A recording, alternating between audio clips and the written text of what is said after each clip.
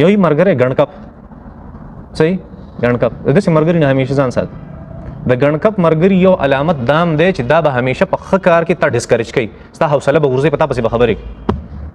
ته به یو ښه کار کې داسې ونه کې ګورې دا چل به کېږي داسې ونه کې ګورې دا چل به کېږي اله نه نور دی په زړه کې بل سوي چې دا سړی خو روان دی او ترقي کوي نو دی د ښه مشورې په ځای هغه بده مشوره ورکوي هغه دونه ویری هغه ناکار پاتې دا یو غټ علامت دی د منافق مرګري دې سړي نه به ځان سات مخلص مرګری هغه چې هغه انسان ته بد او خو چې دا بد دی نه ځان سات او دا خدي دی خیال سات دا بار ګران ده که آسان خبره موسی علیه السلام کار ډیر ګران دی او مرګری مې څوک پکار دی او خشن مرګری الله کا او بل خبره ده فرعون خودونه طاقتور دی هغه دونه سپک سړی دی کلاړم او سګړې وړي خبرې وکړي ټول قوم زما خلاف شو ملامت کړم چې دا کار ټیک نه دی خدای نو د څوک پکار دی چې مال تسلی راکړي چې دا کار ټیک دی دا څنګه ده دا یاد ساتي دا یو بهترین د ژوند بهترین مرګره هغه چې تابان تکلیف راشي او د تعالی په هغه وخت کې ستا حوصله افزایی وکړي خیر ته دا خبردار پکې راځي سم مسله نشته خپل کار بس جاری سات دا سي دا مخلص مرګري دا انسان ته ډیر زر محسوسيږي چې جولا نه کنه دماغي کار کوي جولا مطلب بیوقوف ابل څه مراد وانه چې دماغي کار کوي کنه بیوقوف نه هغه په دې باندې پويږي چې دا مرګره زما مخلص ته که مرګره زما منافق ته په دې فورن پويږي په یو منټ نبی علیہ السلام منو فرمایل چې دا غلط مرګري سره مکه نه د دین ځان له ناس ته خدا او ځان له ناس ته خبرې چې یو مخلص مرګري حضور اقدس صلی الله علیه وسلم خانم موسی علیه السلام فرمایل زما څوک پکار دی خدای چې زما کومکی شي زما وزیر شي زما ملاتړ شي په هغه باندې مضبوط شمه خدای او ما سره په دې کار کې شریک کین الله جل شانو هارون علیه السلام هم پیغمبري ورک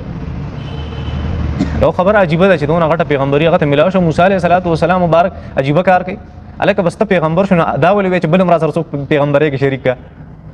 بس ته یو پیغمبر پوره کنا دونه جلیل القدر پیغمبر دویم څه ضرورت ته سوال له بل دا چې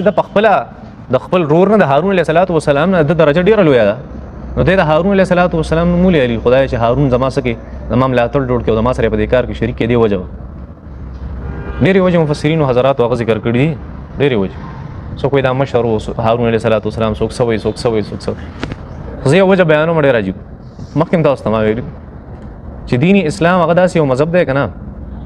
چې د دعوت لپاره دوه قسم خلکو ضرورت دی هم د نرم سړي هم د ګرم سړي موسی علیه السلام ګرم او هارون علیه السلام نرم داسې نه و گزار بچا کو هغه با موسی علیه السلام او گزاره بچا کوله هارون علیه السلام بکو خیال نه موسی علیه السلام له غصه ور لراغه هارون علیه السلام مشهور د ګری نه راخو هغه د سونه په نرمه وایي چې یا ابن ام لا تاخذ بلحيتي ولا براسي زما مراوړي ما د ګری نه هغه نه مونږ حالانکه هغه مشهور هغه کولای شو چې موسی علیه السلام له گزار ور کړي کني شو کولای مشهور کولای شو موسی علیه السلام ته دانو ډیر په نرمه هغه د ګری نه راکړي لا یا ابن ام لا تاخذ بلحيتي ولا براسي ډیر نرم مزاج موسی علیه السلام طبيعت خو واضح ده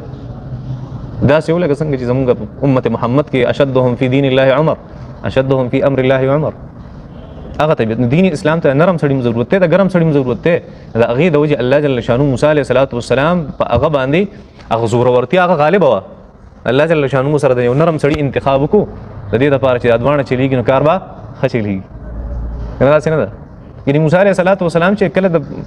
الله د ملاقات نه راتلو روسته چې کوم واقع ده روسته د بنی اسرائیل سره د بحر الجم باندې کله پورې وته مقام تیه نو الته موسی علیه السلام کا راغله و هارون علیه السلام دغه تنه وی کنه موسی علیه السلام فورا دعا کوله چې د بنی اسرائیل ټول تباہ او برباد کړي سامری ول اسقه جوړ کړو دی د سجدي ومنس کې هارون علیه السلام ډېر په طریقه باندې معامله سره هغه ورسوله موسی علیه السلام له دونه غوسه ورغلی و پوره تورات تختې را غورځولې زمکه ته په ځکه کې خو د موسی علیه السلام دونه غوسه ورغلی دا خبره چې موسی علیه السلام ځکه سوال وکړي خدایا یو کس مې پکار دی چې هغه زما ملاتړ وشي مال غوسه راځي